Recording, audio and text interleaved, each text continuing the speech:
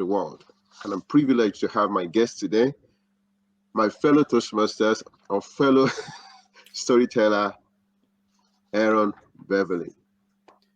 Much appreciated. Thank you for having me. Thank you so much. It's a privilege to be here.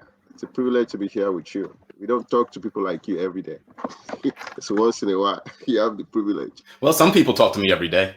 Oh, wow, that's your family. That's your very close family and friends. Thank you so much. Let's get into it. Your biography, you said something in your biography that really got me excited.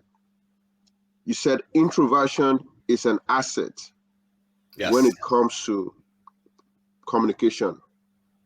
Being an introvert and doing this, it means a lot to me. But I want our audience to understand your own perspective of saying that. Yeah, absolutely. When I was coming up, I was always introverted, meaning that whenever I was around a large group of people, I would lose energy and I would regain my energy when I was by myself. So I was always more of a loner. I was always fine being by myself as a kid, playing by myself. But growing up, I realized that there were people that said that I needed to talk more, that I needed to be in the spotlight more, because those were the people that got ahead. I tried that and I wasn't really comfortable with it. And I tried it for a long time, but it never felt quite natural for me. And sometimes I could fake it better than others. But when I really started to sit down and learn more about being an introvert and what it truly means, that's when I started to realize that all of the things that we typically know as introverted traits, one, for example, when we think, we like to internalize a lot. So we're very internal. We like to think how we can better ourselves. And that's really useful if you're trying to create a story, if you're trying to create a personal story, and if you're trying to come up with some ways that you've learned different lessons throughout your life. So that introspection is very, very valuable. And it's more well known for an introvert. Not saying that an extrovert can't have it, but that's one of the skill sets that an introvert has. A lot of times introverts are quiet, and quiet is giving you an opportunity to listen. So when people talk to me, they'll typically find themselves talking more than I will talk, and I will listen to them. And I get told how good of a conversationalist that I am, or how easy it is to talk to me. And it's only because I choose to prioritize the other person talking versus me talking. Wow. So those are just a couple of examples of how, as an introvert, you can utilize certain traits to make yourself better as a speaker and in social environments. Good, good. Thank you so much. And in a work environment, amongst friends and family, you can see that people want to keep talking. And it seems that the person with the loudest voice always dominates. And I've seen people try to talk the other person down. Mm-hmm. And so it seems that the person that has the louder voice has something to say, but then that's not always the truth. Thank you for sharing that. That now that we are starting the conversation gradually, we know your title, 2019 World Champion of Public Speaking. That's not a small feat. But my question is, when and how did you start your public speaking journey? Wow. My public speaking journey, I would have to say, started when I was about 6 or 7 years old, and my mom forced me to read a passage from the Bible in front of the entire church congregation. But I would say formally, it started around 2013. And that was when I gave my first workshop presentation. I remember giving a presentation about crucial conversations. So it was a book about how to handle conversations when the stakes are high or when emotions are high. And I remember how good it felt to teach people and for people to take what I was giving and come up to me afterwards and say that what I was giving to them was valuable. That sent me down a path of, okay, this is something that I want to do regularly. So that was the first time that I became a professional public speaker, if we want to call it that. And I haven't looked back since. Oh, wow, thank you, thank you. And we always have to speak. It's better anybody starts such journey at a very early age, which is what you did, and that was really good. So now let's talk about the world champion of public speaking. Yeah. How long did it take you to prepare for a typical speech, a typical contest? So we have three. I watch your video, 2012, 2016, 2019. You can use any one of them as an example. How long does it take you to prepare? Well, that may be a bad question to ask me because for me, speaking is a gift, but it's also a curse because it was always in my mind. How can I make this speech better? I cannot tell you how many times I ran my 2016 or my 2019 World Championship speeches in my head. It's literally countless. And I'm always thinking about how to say certain lines or how to reword a certain sentence so that it's more powerful. It was always in the back of my mind. Now, when it came to performing it in practice, the way that we typically know practice to be in front of an actual live audience, I would say roughly about 10 different audiences would have heard my speeches in any given year. But by the time I got to 2016, that's when I really started to understand my style of speaking. So I didn't need quite as much audience input. So I didn't go out seeking a lot of feedback about the speech itself. Instead, what I started focusing on was the reaction of the audience. So if I get to a certain line, am I expecting a certain reaction from the audience? What reaction is it? Is it a laugh? Is it a sigh? Is it some way of them acknowledging that they're listening and that they comprehend, and more importantly, that they can connect with what I'm saying? So I would go off of those reactions, and that would be the feedback that I would use for my future speeches. So I would say from 2016 and beyond, I didn't require as much in-person practice, but still I would go out and just see where the audience would react for various parts of my speech.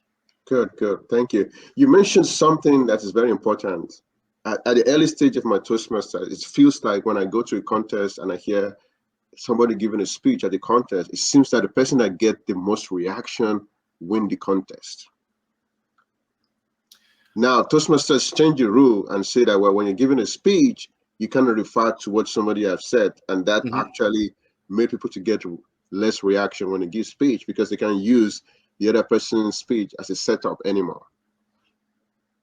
And I know that in your own case, you've talked about call and response and different techniques. I watch your District 47 keynote when you use the word fish.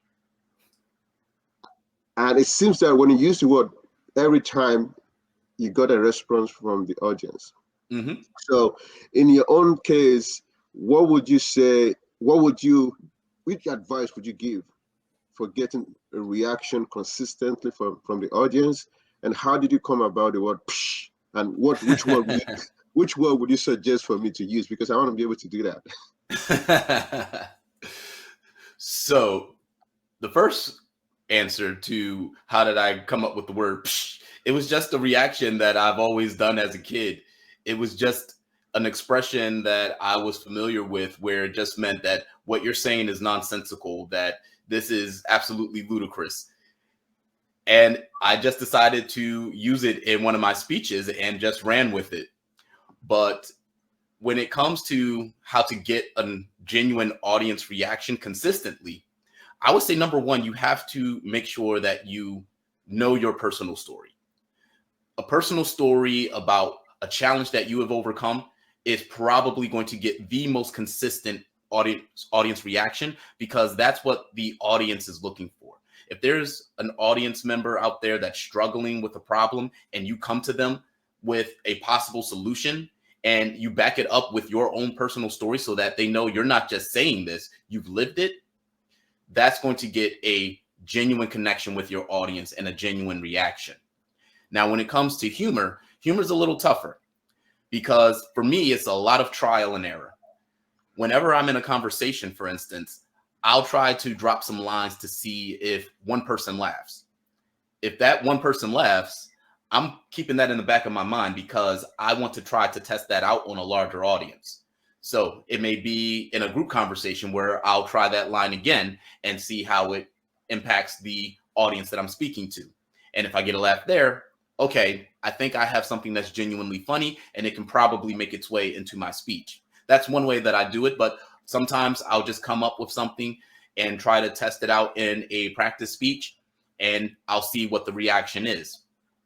I also have a lot of experience listening to other speakers, so I don't steal their content. I never will tell anybody to steal anybody's content ever.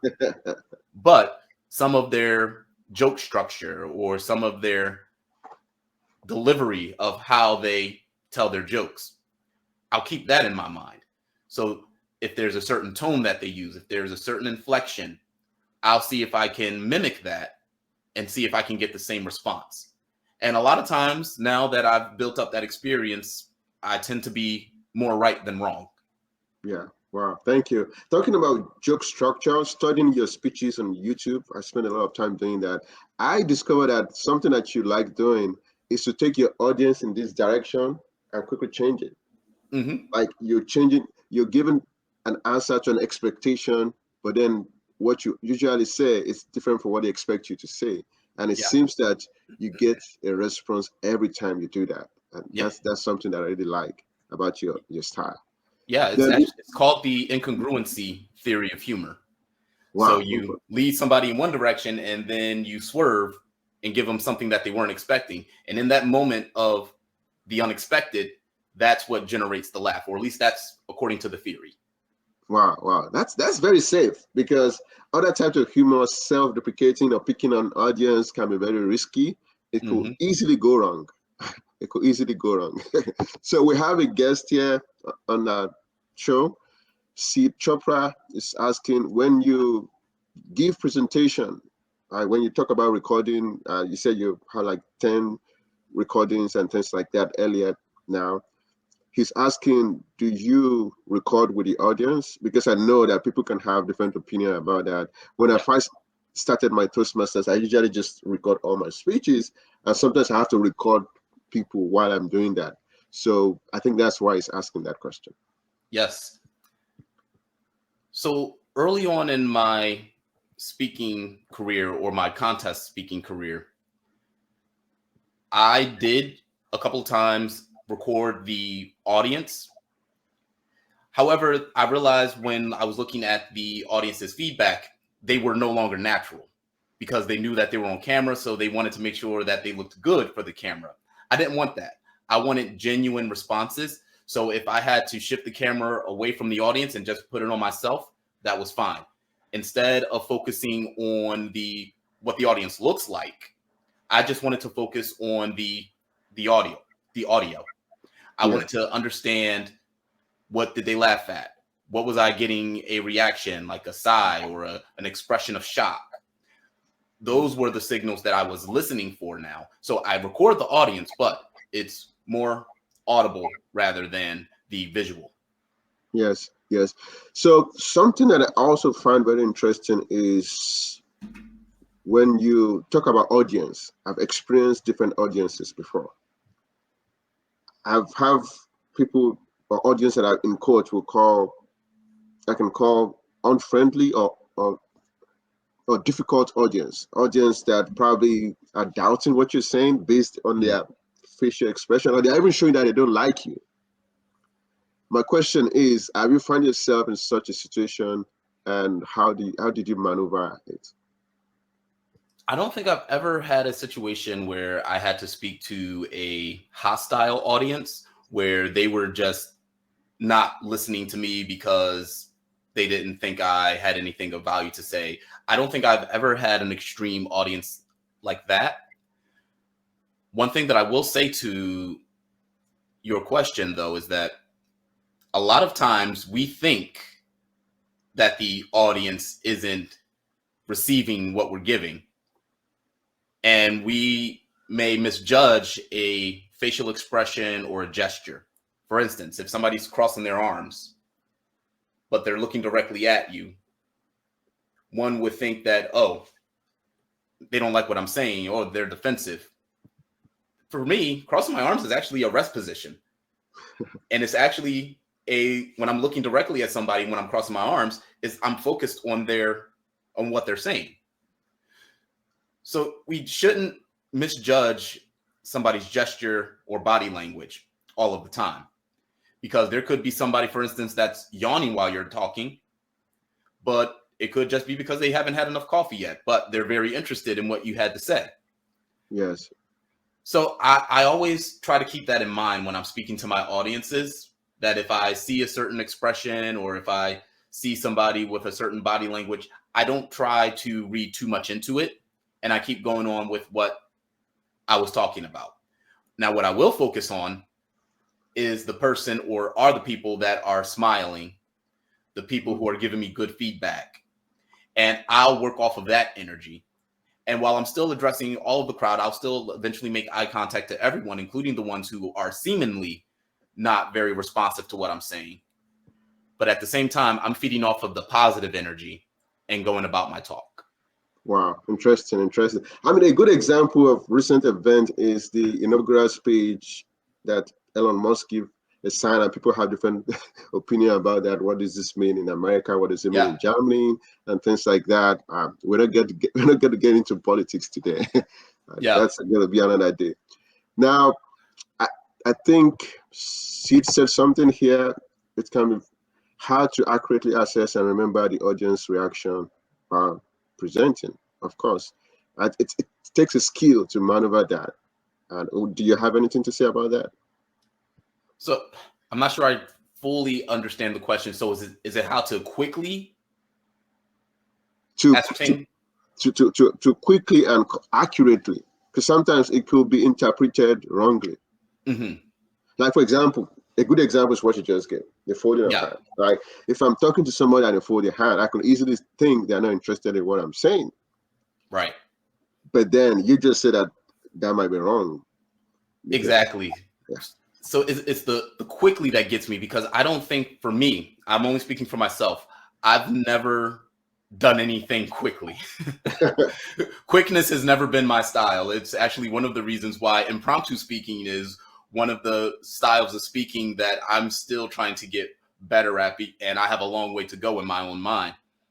But for me, I like to study and I like to see patterns. So if I'm talking to an audience and I'm seeing patterns that I'm familiar with, then I'm able to quickly determine, like, okay, I think what I'm saying is resonating. So what I'm trying to say is that it comes quickly and more accurately with the more experience that you have. I've been speaking to certain audience, like a Toastmaster audience, for instance. I've been speaking to that audience for 15 years. I know what Toastmasters are going to laugh at. I know what they are going to find offensive. I know what to stay away from. I know what to try to utilize more. So I'm able to understand and interpret a Toastmaster audience a lot better than I would a group of 15-year-olds, for instance. I am not good at speaking to teenagers because it has been a while since I've been a teenager. I am not a hip guy. I don't even know if they use the word hip, but you know what I mean. Yes, I know what you mean. So at the beginning of my Toastmasters journey, I've given speeches that Toastmasters audience have considered inappropriate, and I moved from that. I've stayed away from such speeches, religion, politics, and other things that you can talk about. So I think one of our guests from my Broward College Toastmasters, Cassandra Williams, is saying something about how many times would you suggest a person to practice their speech before speaking before an audience? I don't think that there's a definite number. I would say you practice as much as you're comfortable.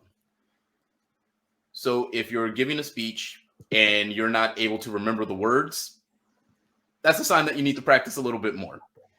However, if you are one of those rare people who are able to write a speech and then practice it a couple times and then you have it ingrained, that's great. That's a superpower. It's not a superpower that I have.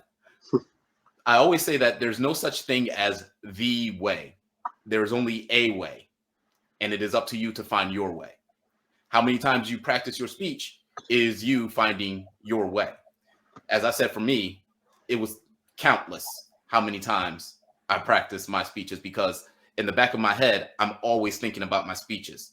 And in addition to that, I record my speeches, audio record my speeches, and then I listen back to it. And in my mind, that's another form of practice, because it's another form of internalization. Good, good. Thank you. Thank you. And Cassandra is saying thank you for that. She really appreciates your response on that. Oh, my And pleasure. thank you for joining, Cassandra. One of the things that I also find very interesting from your story, I watched your 2016 speech. Your title, 57-word title. How did you came about using that kind of a title at a contest? And was there a risk that you were thinking about? Were you surprised about what the outcome eventually became?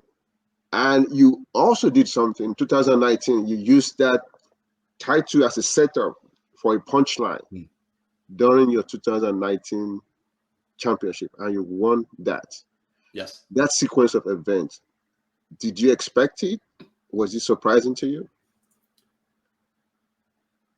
So the idea originally came from another Toastmaster, one of the first Toastmasters that I came across on YouTube, by the name of Andy Dooley. Yes. Andy had a very long title in one of his humorous speech contests at the district level, and I believe he won that. And I thought to myself, wow, how cool is that, that you have this long title that generates this laugh before you even step on the stage. But not too many people would have been brave enough to do that in a contest setting, because there are risks, or at least there are perceived risks when it comes to that. Will the judges accept that? Will the contest chair allow you to do it? So there was definitely a risk. And I did have some contingencies just in case that Balraj, who was the contest chair at the World Championship in 2016, I had a contingency just in case he said no. However, I gave Balraj my title, and he looked at it, and all he said was, okay. And that he went with it. And the reaction, I expected the reaction, because a lot of Toastmasters had seen Andy Dooley, and they thought that no one was ever going to be brave enough to do that at the World Championship. So the fact that I did, and then my title just kept going on and on. My title was longer than Andy Dooley's. In fact, people were telling me, Aaron, maybe you should cut the word from 57 down to 20. And I thought to myself, no, because somebody can remember 20 words. But 57, only a crazy savant of words is going to be able to remember all of that title in the first time hearing it. So there was definitely a risk, but high risk, high reward. And then the 2019 quip, for me, that was more so of a turning of the page. I wanted to address, hey, yes, I am the guy that had the long title, but this isn't that speech. So I gave a quick reference to it, got a little bit of a laugh. I did expect a stronger laugh, so I did overestimate my 2006, the virality of my 2016 speech. But overall, it was just meant to be a quick piece of humor and also turn the page and allow me to dive in deeper on the new 2019 speech. Wow, excellent. Did you try that with an audience for sure to know that it was going to get you a laugh? I tried it a couple times with a couple of audiences, and it got a good enough reaction for me to say, okay, I think this will work on a larger stage. Like I said before, I had spoken to Toastmaster audiences so much that I had a good idea of what they would find humorous and what they wouldn't. Now, the thing that I did overlook was that when I was practicing those speeches, or giving that speech and practicing the quip, I was practicing it in front of my home district. So I had two home districts at the time. I was competing for District 18, and where I live in District 38, I was giving speeches to those audiences who knew me and knew my speech and knew the title, knew the whole history about it. But going to the convention, not as many people knew me. There were some people who were coming to the convention and they were probably just new Toastmasters. They really hadn't experienced a world championship of public speaking, and especially one from 3 years prior. So that was something that I did overlook. Good. Thank you so much. So there's a response that led to a question here. Mm-hmm. Seed is saying, did the world champion of public speaking start limiting the length of the speech based on what you did? Because somebody can come next year and say they're going to give 100 and see if it's going to get. So no, what do you think about that? No, I was fully expecting the Aaron Beverly rule to be created after 2016. I wanted it to be a limit to the title, that it could only be a certain number of words, and that would have been great. I would have been immortalized in the Toastmasters contest book, but it never came. I think the leadership in Toastmasters, they must think that no one is going to be brave enough to do that again after Aaron did it. However, they may be surprised one day. Somebody may break out that 100-word title, and then I think there will be a rule. You know what? If that happens, I think some people are going to stand up from the audience and just go to their room and come back. Like I can't really listen to this. What's going on here? But I'm looking forward to a situation whereby they address it, and let's see if somebody's going to come up with a speech with a longer title. And I'm looking forward to see what the response will look like. Yeah. Or it may be the extreme where somebody may only have one-word title. Actually, I think there has been a few one-word titles. Ouch, for instance, is a one-word title, but maybe one day somebody comes up and the title is just empty. So now that you're here, I know you're very skilled. That's why we're all here to listen to you. But generally, if you have a mentee, what would you advise the person about title of a speech?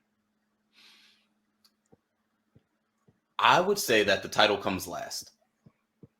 To not put so much pressure on yourself to come up with a great title. Yes, the title is the first introduction to the speech, but at the same time, I believe that the true content of your speech is what should shine the most. And in fact, one of the reasons why I wanted to give a long title for my speech was because I was tired of people saying that your speech title has to be short and concise and memorable. And I would always hear that.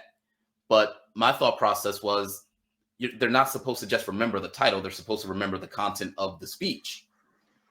So I decided, okay, I will make a title that is not going to be easily memorizable.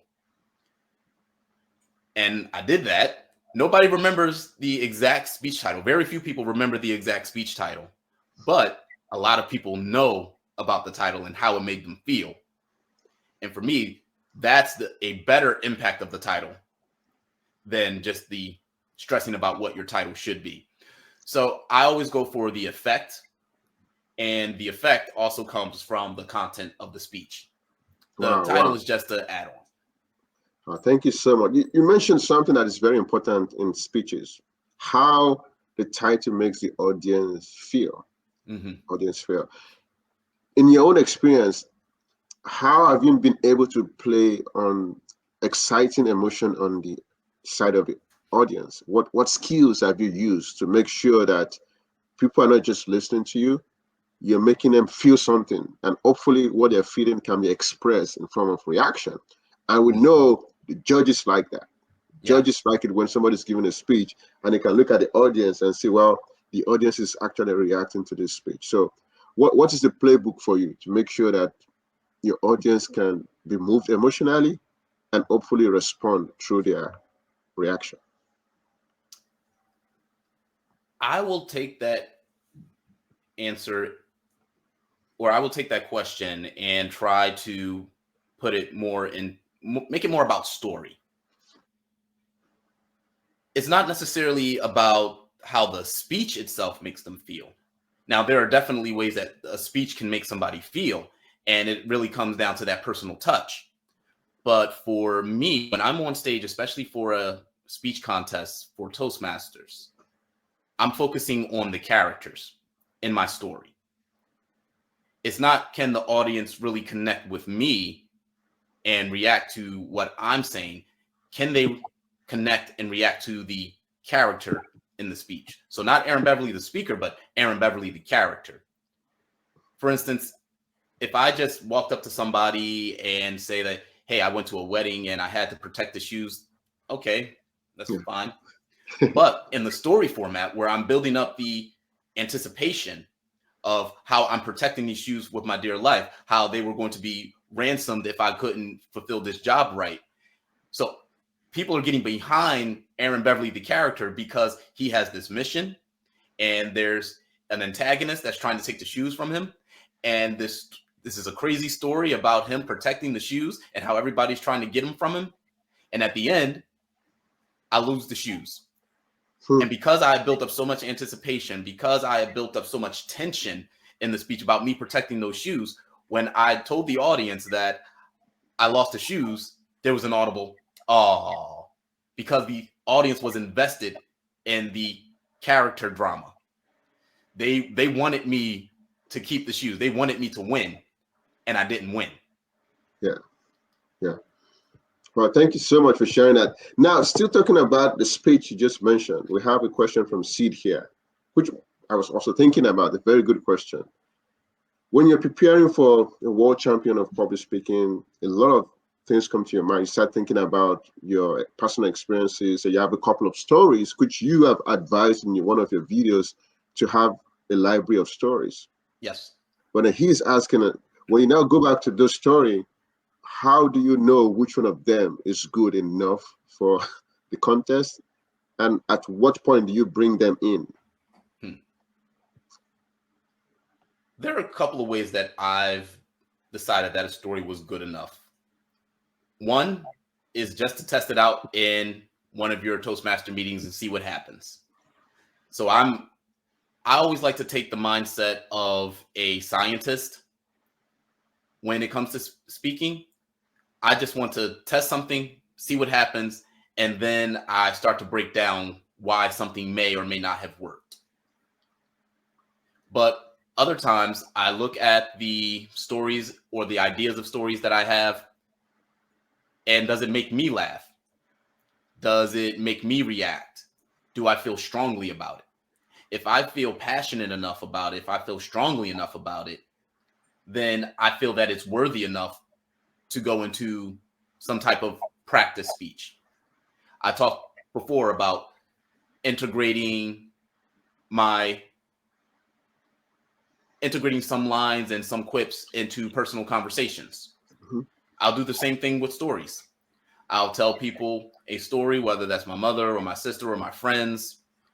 I'll tell them a story and see how they react.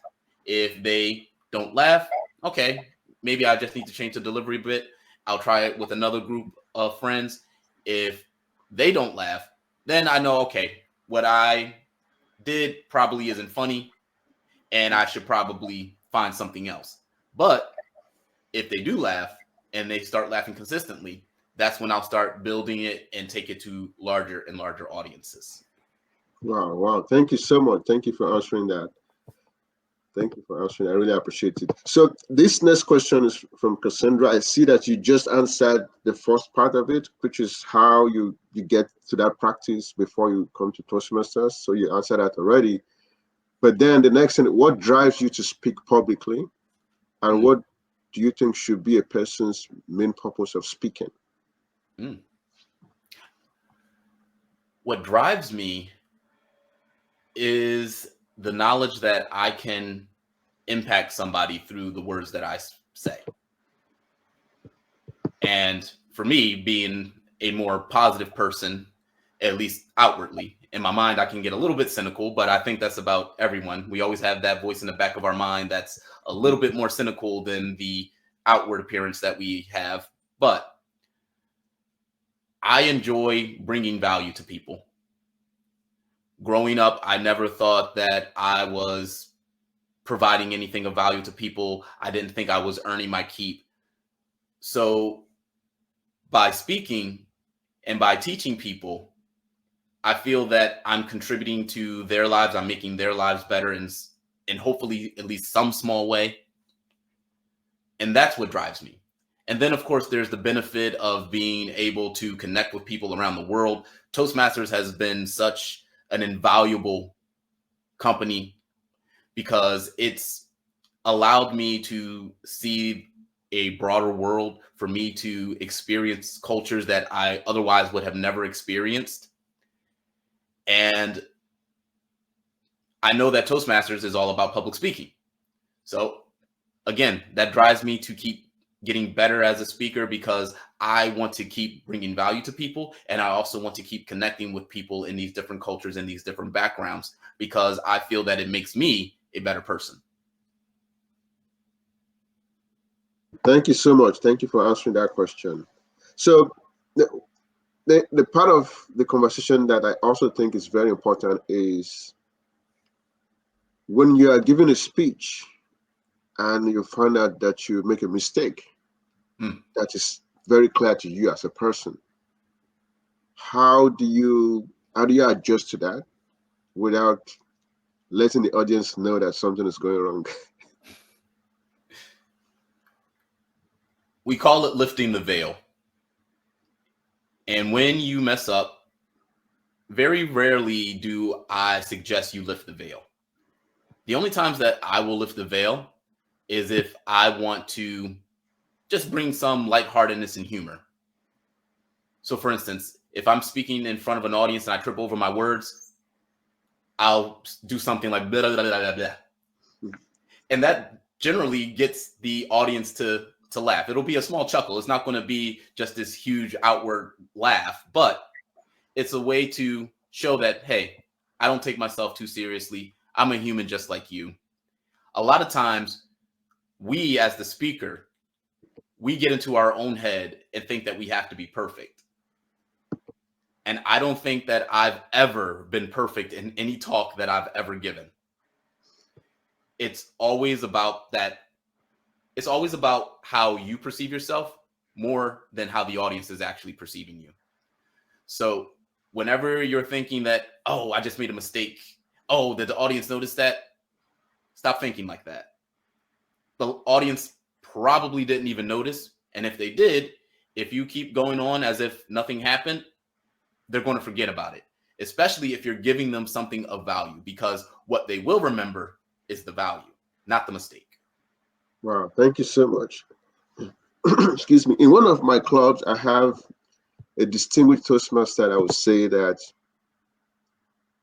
as a Toastmaster, we don't apologize. Because when people give speeches, they start saying, I'm sorry, I made a mistake, I'm sorry, and all this. So it actually irritates him a lot.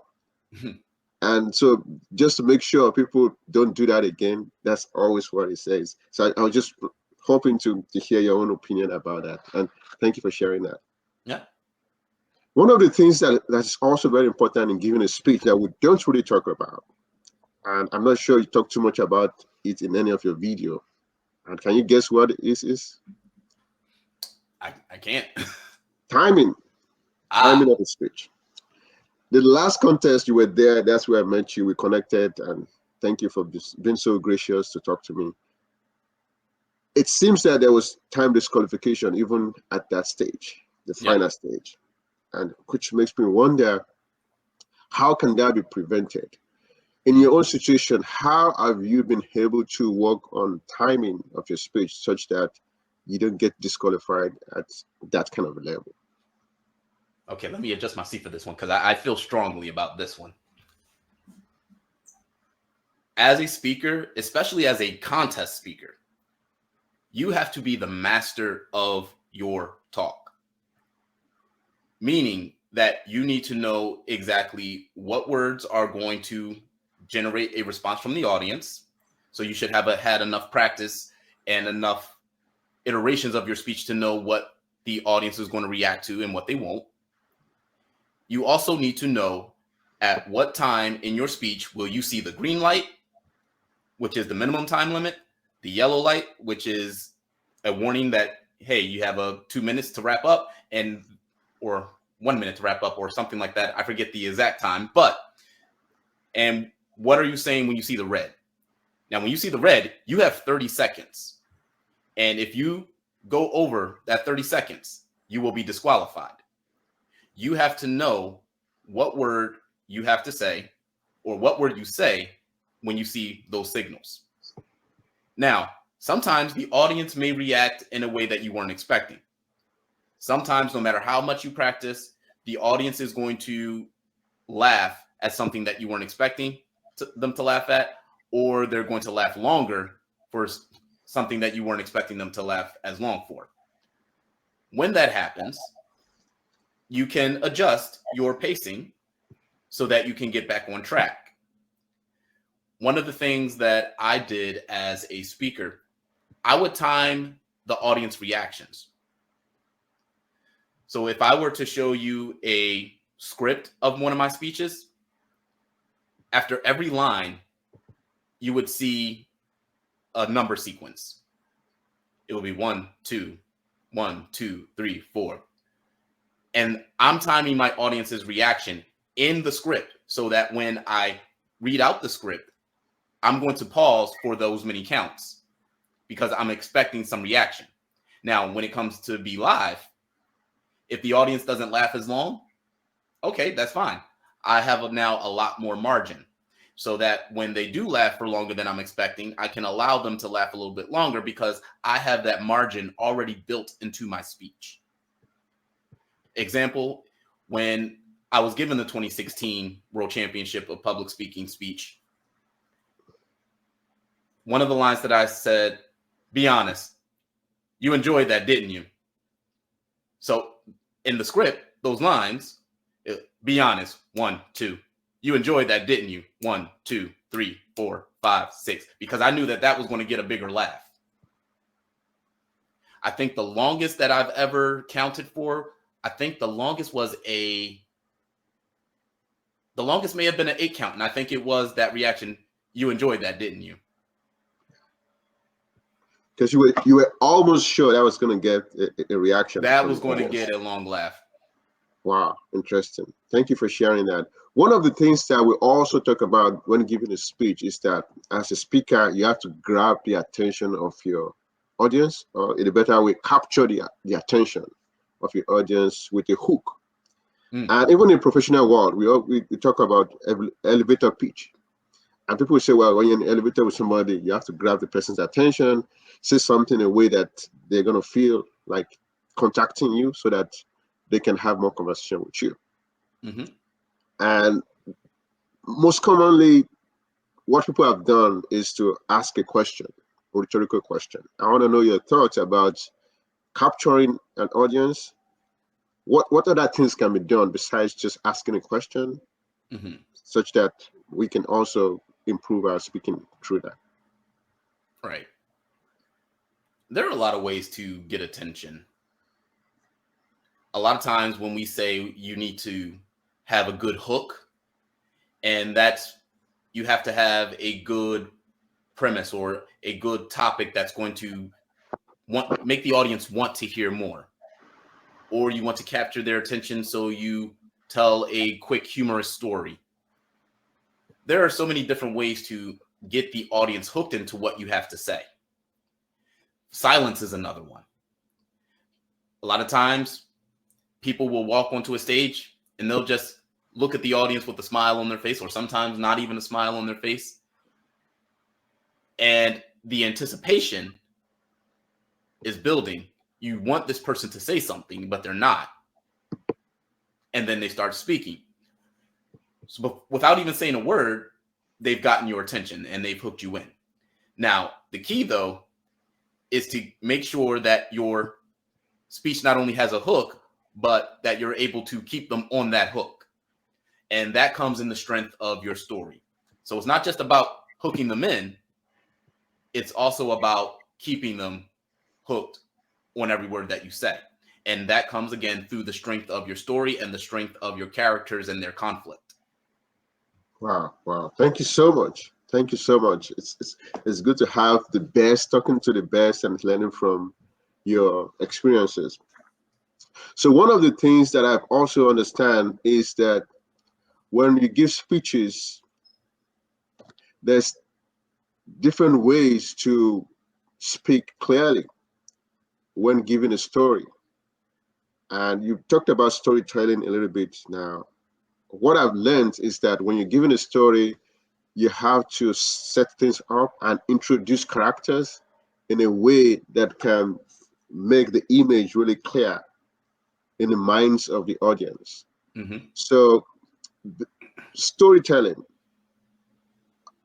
what advice would you give when we give stories such that that can capture the audience interest as much as possible and also keep them engaged throughout the whole speech? Because there's a way to tell stories and you feel that people are falling off, and there's Yeah. a way to tell stories and you know that you're actually talking to somebody that is listening and following what you're saying. So storytelling, I know you also have that. I didn't say it in your introduction. I apologize. You also want some story slam.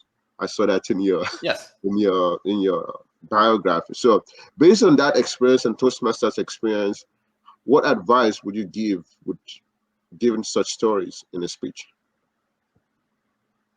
Whenever I am coaching someone and I look at their script, I always look to see what type of words they're using. Are you just trying to narrate a story, or are you putting in what I call sensories? And sensories are any words that evoke one of the five senses. The easiest one is sight. So I can say, I was running.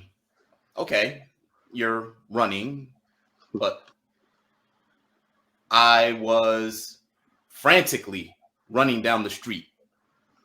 So, okay, not only are you running, but you're frantic about something and you're running down the street. I can see the street clearly in my mind. And you don't have to go so detailed that you force the audience to think exactly what it is that you have in your mind. Mhm. No, I say I'm running down the street, and the street for me looks like my neighborhood block. Mhm. However, the street for somebody in India looks different. The street for somebody in China looks different. But street sparks a visual in their mind. So when you say, how do you keep the audience engaged? I like to engage their minds with sensories. So I'm putting in so much vivid language, so many visual words in there that I want the audience to have a picture in their mind. One of the signals that I knew that a contestant was going to be dangerous for me was if they were telling their story and I was visualizing their story as they were giving it. I remember in 2018, for instance, I was the first speaker Mhm. and it was a strong showing, and it was the last speaker. He was giving his speech. He was talking about a car chase that he was in with the cops, and he was talking about this, how fast he was going and the sirens that were running. And as he was talking, as he's giving me all of these images, I'm visualizing it in my head. And at one point, I just had to say, "Uh-oh, this guy is dangerous. He may win." And sure enough, he won our district contest in 2018. So those visuals are very important, not just for the general engagement of the audience, but the engaging of their minds. Wow, wow. Thank you so much for saying that. We have a question from Sid here. It's saying, what are the mistakes you see when domain experts are presenting to people outside the discipline or lay audiences? They forget that these audiences are not as knowledgeable as they are. And it just happens time and time again. And it's so easy to do, especially when you're working on something and you see it every single day. To you, it's logic. To you, this is just basic knowledge. But you have to remember, your audience didn't put in as much study as you. Even I get caught up in this sometimes when I'm trying to give people tips about public speaking. And they ask me, well, Aaron, how can I become better with vocal variety? And to me, it's just logical. You just shift your voice around a little bit. You pause here and there. But I have to remember, I can't be that general because to me it's logic, but for them, they have to learn it a little bit more. So I have to break it down a little bit. So I tell them that, hey, there are various ways that you can practice vocal variety. You can do volume. You can go very high. You can go very low. You can do speed. You can speed things up, or you can go slowly. And you can mix it all up together. You just have fun with it and practice it. So you have to keep in mind that things that are logical for you may not be logic for somebody else. You always have to put yourself in the audience's shoes, not your own. Wow. Thank you so much for sharing that. Really appreciate it. One of the things that you mentioned in your videos that I've watched is having a public speaking mentor. That impacted your journey when you were developing, and you're still interested in that. So what would you advise when someone decides, well, they want to find a mentor? Who should they choose as their mentor in that kind of situation? Well, I had criteria for finding a quality mentor. And for me, the first one is that your mentor should be someone who has been where you want to go.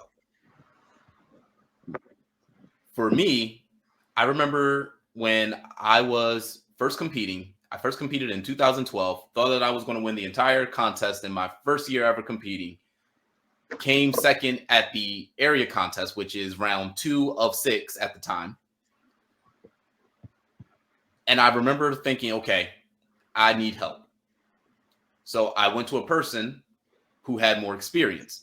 And I was lucky enough for it to be Dilababe Sekura, who was the 2005-2006 president of Toastmasters and also happened to be a professor at my school. He was the one that introduced me to Toastmasters.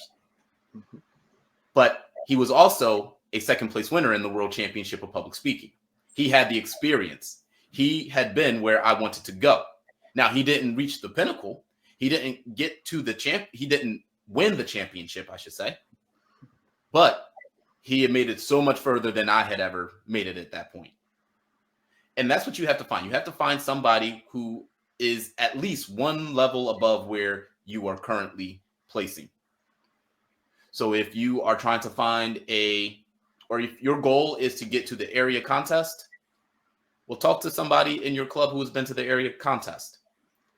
If you want to get to the district, okay, then somebody who's only been to the area contest probably is not going to be the best mentor for you. You should probably try to find somebody who's been to the district level. If you want to learn a different skill, you find somebody that's more learned in that skill.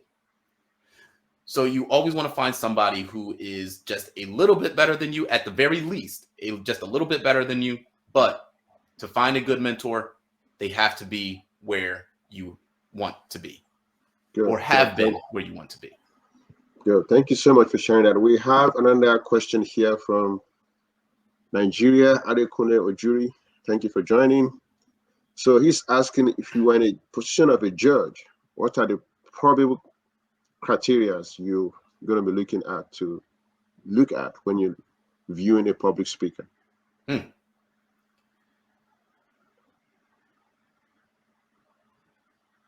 Me being a judge, number one, if I'm at a certain level, so if I'm a judge for the World Championship of Public Speaking, for instance, at that stage, you're going to have a lot of good speakers. So I give everybody top scores. However, when you start speaking, I'm going to look for any reason to dock points. Because for me, that's going to be the best way for me to differentiate. However, at the same time, I'm also looking at the strength of your story. So when you're talking, am I able to visualize? If I'm not able to visualize it and you're just telling me things as a narrator, and not really going deeper into the story. You're not telling me the emotions of the characters in your story. You're just preaching to me. I know that that's not going to be a very good speech. And this may be a bad thing for me to say because now people are going to be looking at it whenever they see me at a speech contest. But when I'm at a speech contest, I'm taking notes about what I'm hearing and basically about what I'm hearing and what I'm seeing. And if I stop writing, it's because in my mind, this isn't a good speech. Because you're not taking me there. You're talking at me. You're not talking to me. You're not telling me a story. You're just telling me a speech. Thank you so much. You mentioned preaching. It seems you know one or two things about preaching. We're going to learn about that another time. Yes, indeed. Yes, I've had experiences where I was guilty of just preaching and not truly providing value to my audience. But yes, a story for another time, maybe. Yes, thank you. One of the things, I know we're running out of time, but I want to get some questions in as we wrap up. What do you think all the world champion of public speakers that you know have in common? What do we all have in common? Because you guys probably talk, right? You chat and check on each other. Based on that interaction, what do you say? Oh, you did that. I also did that. It seems that we're on the same level on certain things. I would say the thing that we have the most in common are probably those intangibles. And the biggest intangible that I can think of right now is perseverance. We all have that level of perseverance where we get feedback and sometimes that feedback isn't good. But we take it, we absorb it. Sometimes we apply feedback that we get. Sometimes we don't. But we just have the perseverance to keep trying. And that's what you have to do. Very few people actually win the world championship in their first year of ever competing. Wow. The majority of world champions have competed multiple times. Yes. And it's tough. Sometimes you feel like, there's no way that I'm going to do this again, especially if you get to the world championship, for instance, and you don't make it, or you get to the semifinals and you don't make it. You think to yourself, oh man, I have to go through months of preparation and months of contests again. I did that for 8 years. That was 8 years of my life, every year going through that process. Sometimes I would get all the way to August. Sometimes my journey would stop in May. But I just persevered and kept trying over and over again until I eventually won. Good. Thank you for that answer. So looking at what you guys have in common. So if you now think about your own journey, how is your own journey different from most of other contestants that you know? Oh, every champion has a different story because every champion has different mentors. Every champion has different feedback that they've been given. Every champion has a different perspective. For instance, people ask me, oh, Aaron, what's your favorite speech contest or speech contest speech? And they're expecting me to say one of my speeches, and it never is, especially not my 2019 World Championship winning speech. I actually like my 2016 speech better than my 2019 speech. However, I enjoyed creating my 2019 speech more than I enjoyed creating my 2016 speech. At the same time, my favorite speech of all time is 2014, Danajaya. I love that speech. It's the speech that I believe transformed the way that I speak, because when I saw Dan speak, he was just so simple and yet powerful at the same time. And then if I had to give my top 5 speeches of all time in the World Championship of Public Speaking, it would be Danajaya, definitely number 1. My second would be Ed Tate in 2000. And then the next 2 are actually the more recent champions, and Jocelyn and Cyril. I love their speeches. And then a rare one that a lot of people don't really know about, Willie Jones. Willie Jones had a very extemporaneous style of speech. And I just enjoyed the way that he interacted with that audience for that time. It was a masterclass of truly knowing your audience. It's one of those speeches that was just so different, and I love different. Wow, But yeah, thank you. to answer your question, we have so many different journeys. And as I listen to these different champions speak, I just am amazed with the journey or the piece of the journey that they're sharing with me. So yeah, that's the biggest difference. We all have different journeys. Wow, thank you so much. One of the things that I enjoyed about you, you have a name on YouTube, public speaking mentor. How did you come up about that name? And based on your reviews of other people's speech, which is not something that most people do. You took your time to review your speech and review other people's speech, criticizing yourself. What is your greatest takeaway from that exercise of doing that? Yeah. Well, with the name, I just wanted people to know me as a mentor. I didn't want to have Aaron Beverly just be like, oh, this is some type of celebrity of public speaking. I don't like fanfare, to be honest with you. Like I said, I'm an introvert. So if I have fans and people are rushing up to me, I don't want that. Instead, I want to be your mentor. I want to be your teacher. I want to be your friend. I want us to be seen more as equals because in my mind, we are. And honestly, in reality, we are. But still, I didn't want for me to be put on this higher pedestal.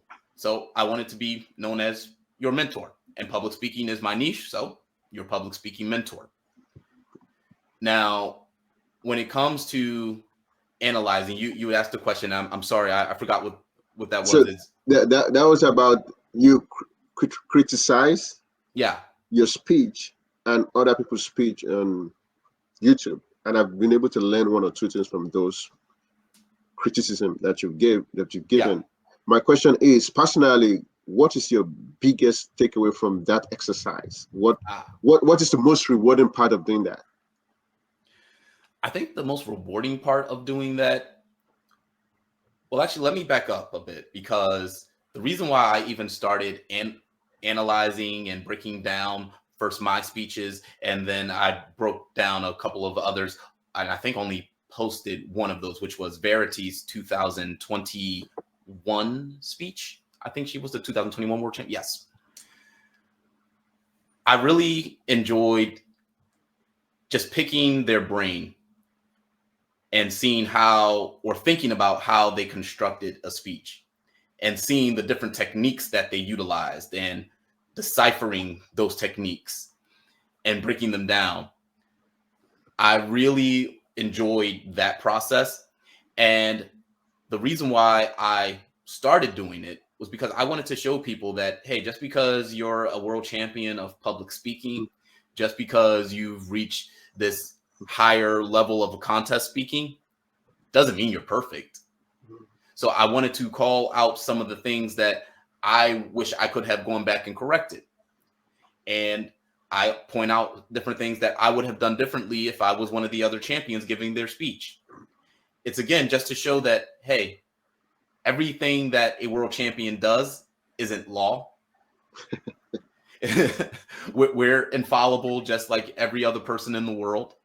Oh, sorry, we are fallible. We're not infallible. Yeah. We're fallible, just like every other person in the world. So just know that there are things that even we can do to improve. So that was the underlying reason why I started it. And I just enjoyed the breaking down. Like I said, I'm a scientist when it comes to speech. So when I hear something that I like, I try to break down why I like it. Good. Thank you so much. We are wrapping up very soon. I promise you we are getting to the end. There's a question from a fellow Toastmaster here, Cassandra. What advice would you give someone who does not want to compete, but just want to communicate within their circle of influence? What would you say to such a person? I would say that competing isn't mandatory. Now, I believe that there are benefits to competition. I didn't realize that I was a fairly competitive person until I started speaking in the speech contest. And it was more so, I want to keep going forward. I want to get to the next stage. That was one of my mindsets. I wanted to keep speaking and keep winning so that I could keep speaking. So that was my drive, but that may not be everybody's drive. So if you're just trying to influence your own circle, you're fine just to practice your speeches in your local Toastmasters club and your everyday Toastmaster meetings and just trying to improve. Now, at some point, though, you're going to have to take what you learn in Toastmasters and apply it to the outside world and to that circle of influence. I believe it was Darren LaCroix, the 2001 world champion, that says nobody goes to Toastmasters to be better at Toastmasters. So for me, competition was my catalyst for growth. But for some people, their catalyst for growth is something different. But remember that it doesn't stop at the Toastmaster audience. You have to take it to the outside world. Wow, thank you so much. My next question, we're going to the end very soon. What other impact are you hoping to achieve with being the 2019 world champion of public speaking? Maybe we can help you achieve that. That's something that I'm still trying to figure out, actually. Even after going on 6 years of being the world champion of public speaking, I believe that there's weight to the title. I believe that it means something. We are ambassadors of a great organization in Toastmasters, every single world champion. Our title of world champion can never be taken away. Even if I decide to leave Toastmasters and come back 20 years later, guess what? I'm still the 2019 world champion of public speaking. So I know that I have influence. And I know that there are people that look up to what I do. So number one, I try to just, whenever I post something on social media, I want to keep in the back of my mind that I am basically an ambassador to a worldwide organization, and that there are people who will, or actually a better way to say that is, there is weight to the words that I say, but I'm still trying to think about what I want to do with that weight, if that makes sense. So I know that we're in America, we're going to be going through some very divisive times. We've already been in some divisive times. It's, in my eyes, it's probably only going to get worse. But at the same time, I want to encourage people to talk to one another. So just because you're a Republican or a Democrat doesn't mean that you can't talk to people who are of the opposite political spectrum. Wow. So I want to encourage people to talk, to treat each other like human beings, and demand more from your leadership. So whether you're a Democrat, whether you're Trump, whether you're Biden, it doesn't matter. I expect more from my leaders, and I expect for them to understand that their words carry weight. So yeah, it's still in process, but those are my strong opinions.